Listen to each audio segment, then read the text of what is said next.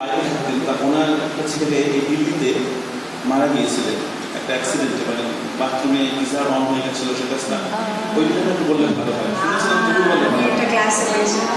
আমি গত বছর না 2 ইয়ার্স আগে আমি অস্ট্রেলিয়া গেছিলাম। সেখানে একটা গুজরাটি পরিবার, স্যার তারা বৃন্দাবন যাত্রা করতে এসেছে, খুব ভালো পরিবার, হাজব্যান্ড ওয়াইফ, দীক্ষিত, বাচ্চারা ভক্ত।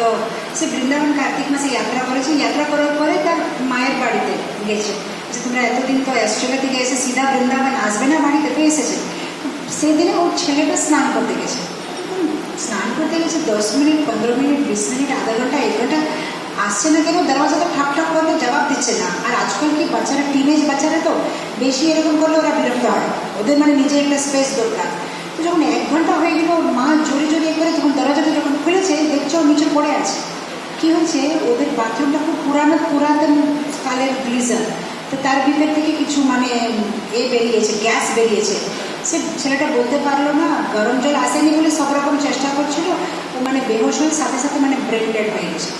সাথে সাথে ওকে হসপিটালে নিয়ে গিয়েছে, তার আইসিইউতে ভর্তি করেছে। আর সেই সময় আমি জাস্ট, এগুলো হচ্ছে ইন্ডিয়াতে, আমি সেই সময় অস্ট্রেলিয়াতে ল্যান্ড করেছি। ল্যান্ড করার সময় যে এয়ারপোর্টে ভক্তের সব মুখটা এরকম ছোটো করে আছে, বলছে কী হলো, বলছে আমাদের কমিউনিটির একজন ভক্ত এরকম বৃন্দাবন গিয়েছে, তার এরকম হয়ে গেছে।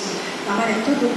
তো আমরা কিন্তু প্রোগ্রাম সব স্কেডিউল করা আছে, কিছু করার নেই। তো সেদিনে বিকেলে আমরা এরকম বসেছিলাম, তার বড়ো স্ক্রিনে হসপিটালে আমরা লাইভ মানে করলাম, আর আমি অর্জুনের জব করলাম, তারপরে দেখে রেখেছি। এখন আপনি দেখেন যে হাজব্যান্ড অ্যান্ড ওয়াইফ, যার ছেলে এরকম দেহা রেখেছে, তার 1 বছর ধরে যখন আমি অস্ট্রেলিয়া গেলাম, ওরা মানে আমার সাথে কথা বলছে যে এটা হলো ওটা হলো। একটা জিনিস ওরা বললো যেটা আমার মানে গায়ে হয়ে গেছে, বলছি মাতাজি যে দিনে ভোরবেলা আমরা শ্মশানে যাবো শরীরটাকে জ্বালাতে জন্য, পতি পত্নী আমাদের দুজনের কী চিন্তা ছিল জানেন? রাত্রেবেলা কী চিন্তা ছিল, বলছে কালকে আমাদের ষোলো মানে কীভাবে শেষ করবো, মানে আত্মীয়গুলো থাকবে, ওরা